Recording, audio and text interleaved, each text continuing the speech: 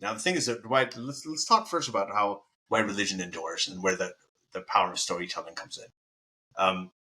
We talked a lot about Trump and Hillary Clinton. I think I've given you this example before, but I'll just say it for the audience really quickly, is that the difference in that election, you know this, I mean, you're interested in political strategy, so you understand this kind of thing, where the way that Hillary had good policies. She's obviously a very, very smart person.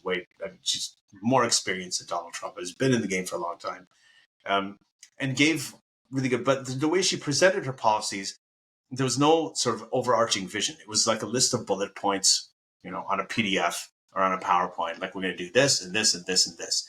This is the issue. This is the solution. Issue, solution. Data. It's essentially a data dump. When Trump came in and Sarah Palin, it's like, drill, baby, drill.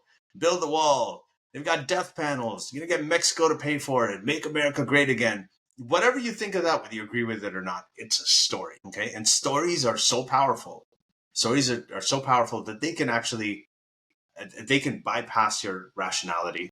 They can supersede your rationality. They can completely bulldoze over even empathy, right? If you and again, with our messaging, we do it all the time. We always create stories. We have in healthcare marketing, we create patient profiles. We can put a face to the idea, right? You're scrolling on your Instagram feed, you see a hospital, told you this before too, of 200 beds. We've got 200 kids with leukemia in this building. Yeah, can you donate? Nobody's going to fucking donate. Everyone's going to blow right past it. You show a picture of one child, looks like your kid who's got leukemia. Can you please donate? That one kid is going to get all the money because there's a story. Okay, so stories are immensely, immensely powerful. And so far, they've only been used by a lot of demagogues, religions. They've used art, right? They've used the musicality of the prayer call that moves people to tears, or the recitation of the Quran is called tilawat, or they do when they read it in a musical way. You've got the gospel choirs, and you've got this beautiful architecture in churches. You go to the Vatican, you've got 4 painted rooms with Raphael's paintings and the Sistine Chapel and all these Michelangelo sculptures, and it's all, the Hinduism. We've got the music, the art, the culture, all of that is something that moves people, resonates with them emotionally.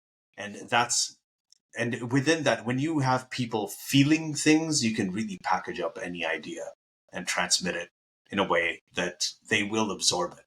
They will create those associations. Now, can we do that with reality? Can we do that with science? We can. We just don't want to do it. Like, half of the academics I talk to, when you tell them about it, you're like, oh, Carl Sagan was amazing, or Neil deGrasse Tyson's amazing. Like, they'd be like, oh, they're all sellouts.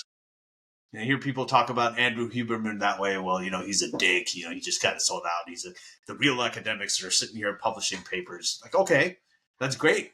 And what's happening with the papers? Like, how are you going to translate that? You're just going to data dump the same shit to people who are not going to be able to comprehend it. And if you don't do it, if you don't make it sexy, if you don't do the kind of thing that Neil deGrasse Tyson does, or the kind of thing that Carl Sagan did, or the kind of books that Richard Dawkins writes, where you read about science, you read The Blind Watchmaker. It's a scientific book, but you're riveted when you're reading it. You're riveted because you are, but you're still talking to a fairly niche audience. And in the world of attention, it's gotten even more crowded.